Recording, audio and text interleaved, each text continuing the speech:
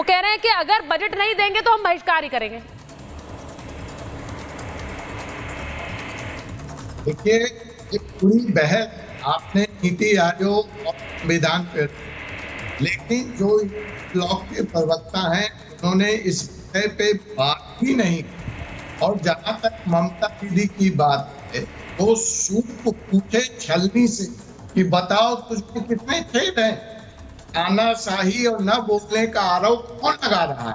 ममता दीदी जब वो कलकत्ता से दिल्ली चली तो सबसे पहले विपक्षी पार्टियों ने वेस्ट बंगाल से उनसे पूछा कि आप नीति आयोग बंगाल का पक्ष लेने जा रही हैं। अभी हमारे संजय जी जनसंख्या गिना रहे थे, बंगाल करोड़ आदमियों की आवाज दीदी, तो क्या विपक्ष से कोई मीटिंग हुई क्या? उनसे पूछा गया? वो अलग बायकॉट कर रहे थे। वहां दीदी जो है बेसिकली वो भारत विरोधी टूल है, वो पूरी तरह से लागू है, उसके हाथों में खेल रही है। वो तानाशाही की बात करती हैं। कल राज्यसभा में किस बात पे हंगामा हुआ? आप कहते हैं कि गवर्नर जो है वो काउंसिल ऑफ मिनिस्टर के हिसाब से अब राज्यों में नियुक्त होगा और शासन चलाएगा। तो कौन नहीं मान रहा है इस देश की? अजय जी आपकी आवाज नहीं आ रही है, मैं वापस आती हूँ आपके पास, उनका ऑडियो ठीक करा लीजिए। मैं एक चीज ये सीधी सीधी पूछ रही हूँ कि अभी ममता बनर्जी जब दिल्ली आई हैं तो ऐसा लग रहा था कि वो एक तरह से प्रतिनिधित्व पूरे विपक्ष का कर रही हैं, क्योंकि उन्होंने जाने के बाद ये नहीं कहा कि मेरी आवाज बंद की है, उन्होंने कहा कि ये डिसरिस्पेक्ट है रीजनल पार्टीज की, यानी सारे विपक्ष की जो रीजनल पार्टीज हैं उनका अपमान है ये, उन्होंने ये कहा। लेकिन उन्होंने एक और बड़ी बात कही है। उन्होंने क्या कहा जरा आपको सुनवा देती हूं, क्योंकि ममता बनर्जी कह रही है ये जो सरकार केंद्र में है ये गिरने वाली है। जरा एक बार सुनिए ममता बनर्जी क्या कह रही है, उसके बाद वापस आ रही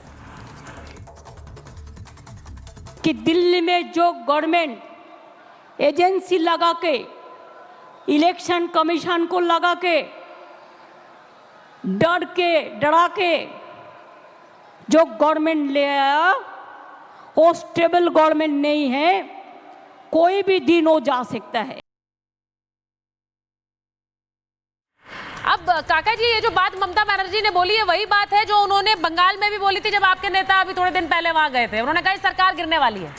तो अब जो सरकार गिरने वाली है ये बात आकर वो बोल रही है, तो क्यों ना मैं कहूं कि जो शहजाद जी बोल रहे हैं कि ये क्या यहाँ दिल्ली तो आई लेकिन वो ये सोच कर आई कि इस सरकार को सुनाकर जाऊंगी। वो उन्होंने कर भी दिया है भाई, अपनी मंशा में दीदी क्लियर रहती हैं, उन्होंने कर दिया। वो आई और फिर चली गई निकलकर बैठक से।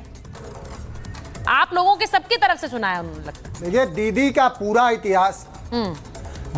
पूरा इतिहास संघर्ष भरा रहा है और उनका पूरा जीवन, समूचा जीवन समाजवादी रहा है और समता का रहा है, मानवता का रहा है। दीदी ने कठिन परिस्थितियों में भी, और दीदी के साथ हमारे माननीय राष्ट्रीय अध्यक्ष जी अखिलेश यादव जी हमेशा वैचारिक रूप से और हम लोग संगठनात्मक रूप से भी उनके समर्थक हैं और हम लोग एक साथ हैं।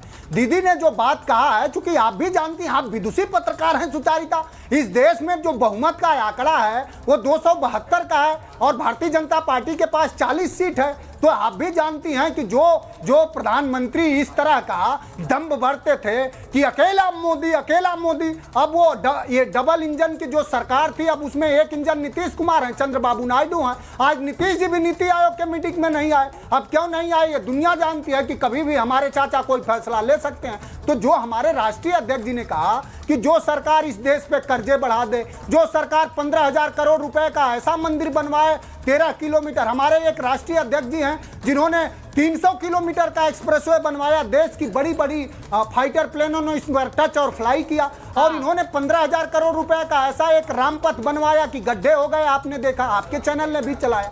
तो जो सरकार नीचे से लेके जिला मुख्यालय से लेके ऊपर तक भयंकर भ्रष्टाचार में डूबी हो, जो किसान विरोधी हो, जो देश के नौजवानों के लिए अग्निवीर ला करके उनको बर्बाद कर रही हो, जो युवाओं के लिए आए दिन परीक्षा लीक कर रही हो, जो पीएसयू हैं, जो संस्थान हैं वो बेचे जा रहे हो, क्योंकि जो सरकारी एक बुनियादी सवाल है, आप क्योंकि यहाँ मौजूद हैं और शहजाद जी यहाँ मौजूद हैं, मुझे बस ये बताइए क्या बहिष्कार से चला पाएंगे आप देश? क्या बहिष्कार से चलेगा? आप हर चीज का बहिष्कार कर देंगे तो आपकी बात कैसे जाएगी? आप बजट पर बहिष्कार, बैठक का बहिष्कार, हाँ बताइए काका जी। नहीं सुचारिता, आप बहुत सही बात कर रही हैं। हाँ।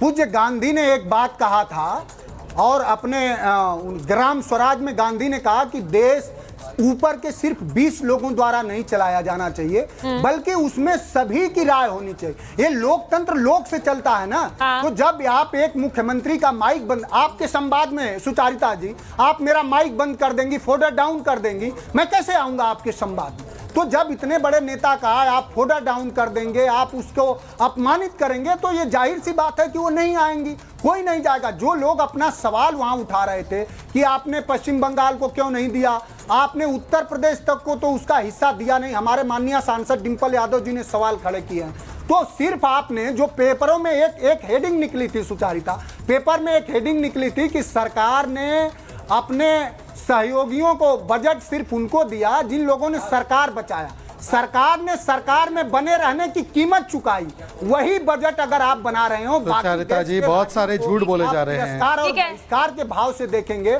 तो निश्चित रूप से आपका प्रशंसा कोई नहीं करेगा। और आज देश 45 देखिए, अब ममता बनर्जी ने, देखिए मैं आप दोनों को बता रही हूँ, काका जी को ऑडियो दीजिए, मैं आप दोनों को बता रही हूँ, महंगा हो तो आप दोनों को बता रही हूँ कि एक वक्त नीति आयोग की एक प्रेस कॉन्फ्रेंस चल रही है काका जी, और उसमें वो बोल रहे हैं कि जैसा समय था उतना अलॉट किया गया, उतने में वो बोली। अब ममता बनर्जी की बात सिर्फ ममता बनर्जी की नहीं है, शहजाद जी आ रही हूँ आपके पास। बात ये है कि विपक्ष मजबूत इन चुनावों में हुआ है, जिसके लिए हमने कई बहस में इस पर बात भी की है। तो वो मजबूती जो है वो अपने राज्यों को आप तभी दे पाएंगे जब आप चर्चा में पार्टिसिपेट करेंगे। सर, चर्चा से भागकर तो नहीं। शहजाद जी जवाब दे दीजिए, आप कह रहे हैं बहुत सारे झूठ बोल रहे हैं वो। देखिए, सबसे पहले उन्होंने कहा कि माइक, काका जी एक मिनट आ रही हूँ, पहले शहजाद जी बोले, उसके बाद आती हूँ आपके और झूठी। बोलिए शहजाद जी, बोलिए। अब देखिए, काका जी ने कहा कि माइक बंद कर दिया, इस पर अधीर रंजन जी कहते हैं वो झूठी है, नौटंकी कर रही है। अगर अधीर रंजन जी का बयान अधिकृत बयान नहीं है तो राहुल जी ने खारिज किया क्या? खड़गे जी का अभी तक खारिज नहीं आया स्टेटमेंट, ये तो दिन से चल रहा है, पूरे दिन से इनका बयान चल रहा है। अब पॉलिटिक्स समझो। अभी समाजवादी पार्टी ने क्या कहा कि मानवता का प्रतीक है ममता दीदी। अधीर रंजन कह रहे हैं मानवता को मारती है, ये कह रहे हैं मानवता का प्रतीक है। शहीद दिवस के कार्यक्रम में भी समाजवादी पार्टी को बुलाया था, कांग्रेस को नहीं बुलाया, और खैर वो प्रोग्राम लेफ्ट के खिलाफ ही होता है, 34 साल का जो लेफ्ट रूल रहा है उसके खिलाफ होता है। मतलब समाजवादी पार्टी भी ठीक ठाक कह रही है कि पश्चिम बंगाल की नेत्री के साथ वो खड़े हैं, ना लेफ्ट के साथ ना कांग्रेस के साथ। और तीसरी बात, रामपथ पर कोई गड्ढा वड्ढा नहीं था, उनके एक प्रवक्ता ने ट्वीट करके डिलीट किया था, माफी मांगी थी। और किसानों की चिंता, 1200 किसानों ने कर्नाटका में पिछले 10 महीने में आत्महत्या की, मनोज काका के हलक से एक शब्द नहीं निकला। एमएसपी किसानों को नहीं दी गई, मूंग किसानों को पंजाब में हलक से